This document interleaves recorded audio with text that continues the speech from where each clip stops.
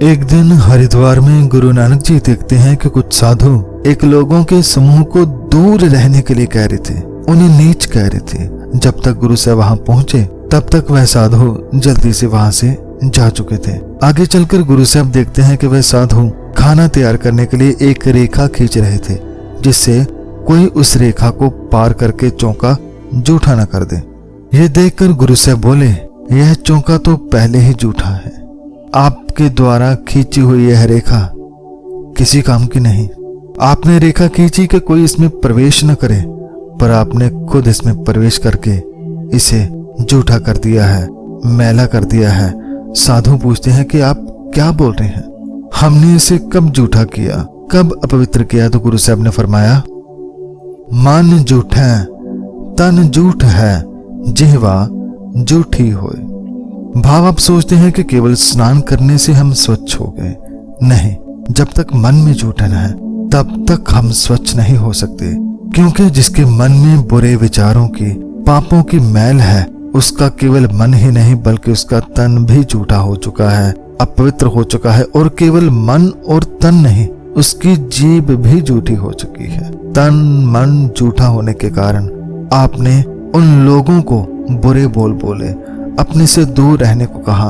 मन में बुराई, तन में बुराई, जीभ पर जब बुराई हो, जूठन हो, फिर आप बाहर से कैसे स्वच्छ हो सकते हैं? बाहर का स्नान आपको कैसे स्वच्छ कर सकता है? इसके साथ ही अगली पंक्ति में गुरु से फरमाते हैं कि मुख झूठ है, झूठ बोलना क्यों कर सूचा होए। और केवल झूठा नहीं, अब तो मन तन झूठा हो गया है। तन मन में जूठन होने के कारण, बुराई होने के कारण, अवगुण होने के कारण मुख से झूठ भी बोलने लगे। साधुओं ने पूछा, कौन सा झूठ? गुरु साहब ने फरमाया, यही कि किसी खास जाति के लोगों के हाथ लगने से तुम मैले हो जाओगे।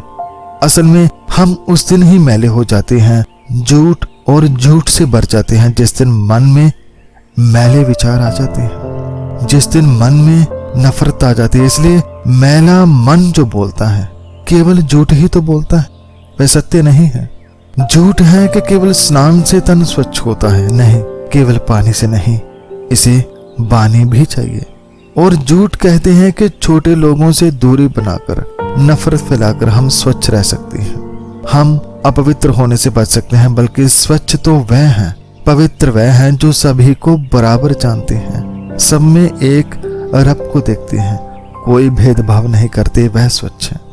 तो साधु कहने लगे, गुरु साहब हमें क्षमा करें, हम तो बाहर से स्वच्छ हो रहे थे, परंतु आपने समझाया तन नहीं, मन भी स्वच्छ होना चाहिए, मन भी निर्मल होना चाहिए, पवित्र होना चाहिए। पर मन को हम सूचा कैसे करें, कैसे स्वच्छ करें, इसके बारे में भी समझाएं।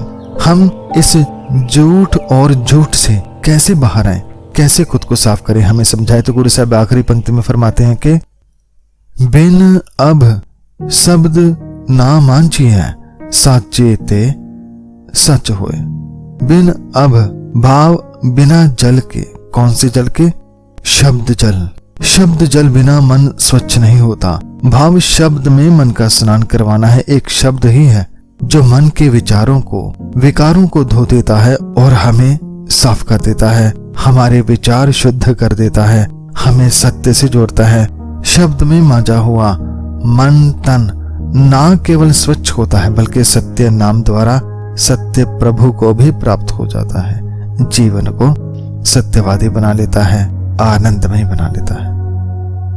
तो संगत जी, यह बात, यह सीख केवल उस वक्त के लोगों के लिए नहीं है बल्कि ये हम सबके लिए है। आज हमारे ऊपर बहुत जूठन लगी हुई है। हम बेगानों से तो क्या, अपनों के लिए भी मन में मैल रखते हैं। हम झूठ और झूठ से भरे पड़े हैं। हमने भी अपने आसपास बहुत सी लकीरें खींची हुई हैं। जितनी लकीरें होंगी उतने रोगी होंगे। इन रोगों के कारण ही सब होते हुए भी, खाते पीते भी परेशान हैं, दुखी हैं। दुखी क्यों है? क्योंकि मन मैल से भरा है, विकारों से भरा है। हमें पता नहीं क्या सही क्या गलत है।